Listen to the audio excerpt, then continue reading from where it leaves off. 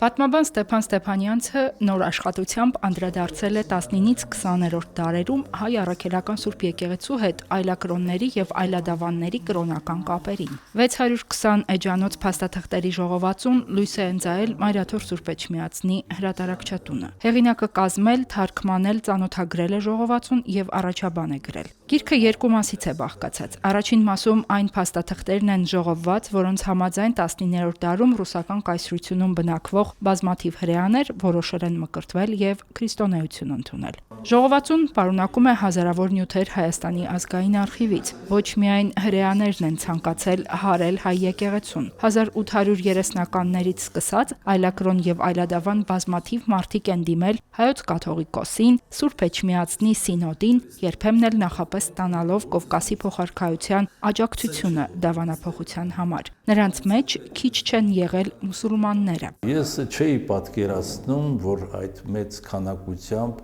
ուրեմն մահմեդական հավատքի ուրեմն հավատացյալներ ընդունում էին հայ հավատքը եւ ոչ թե միայն ասենք այս մեր հարևան, որոնք այսօր կոչվում են ադրբեջանցի, այն ժամանակ կոչվում են Կովկասի թաթարներ, նաեւ Ղրիմի թաթարներ, նաեւ Սիբիրի տարբեր ազգեր, Ուրալի տարբեր ազգեր, մահմեդական բաշկիրներ, ուրեմն Ղրիմի, Ղազանի ուրեմն այդ թաթարներ, նաև հյուսիսային Կովկասի ժողովուրդներից դաղեստանցի, չեչեններ, Իբրահիմ խանի փաստորեն թորները ընդունել են հայ հավատք, լինելով իրենք ուրեմն զինվորականներ, լինելով սպաներ բարձրաստիճան, Կասիմ խանը, այդ Իբրահիմ խանի թոռը, որը դե արդեն խան չկար խանություն, բայց այնուամենայնիվ իրանք ժառանգական խաներ էին, էլի, եւ նրանք ընդունում են հայ եկեղեցու դավանանքը։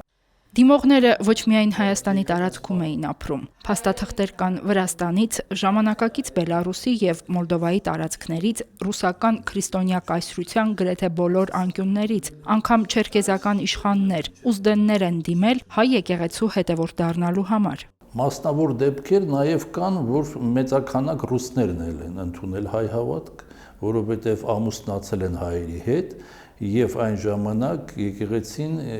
պսակը թույլ էր տալիս, երբ որ մկրտված էր հայ եկեղեցու ծեսով։ Կան նաև փաստաթղթեր այն մասին, որ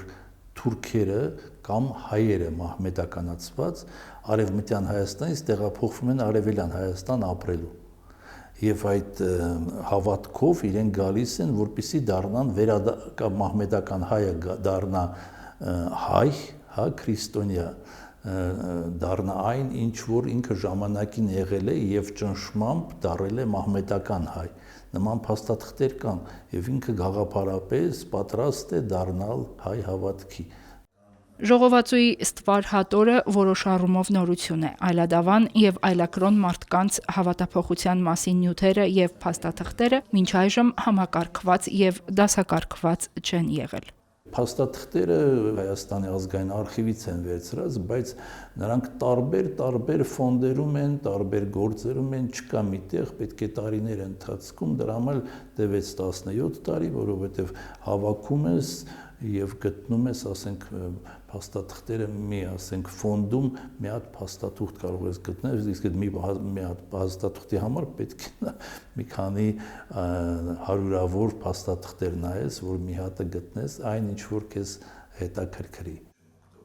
Այս պատմությունը տևում է մինչև 1920-ականները, այնուհետև թե կրոնը, թե եկեղեցին հալածվում էին աթեիստական երկրում, որտեղ հակաեկեղեցական քարոզչություն էր ընթանում։ Մարդիկ ընդհանրապես թաքցնում էին հավատացյալ լինելը։ Ստեփան Ստեփանյանցը այդ թեմային նույնպես անդրադարձել է եւ ուսումնասիրել հայ առաքելական եկեղեցու վիճակը ստալինյան բռնապետության տարիներին։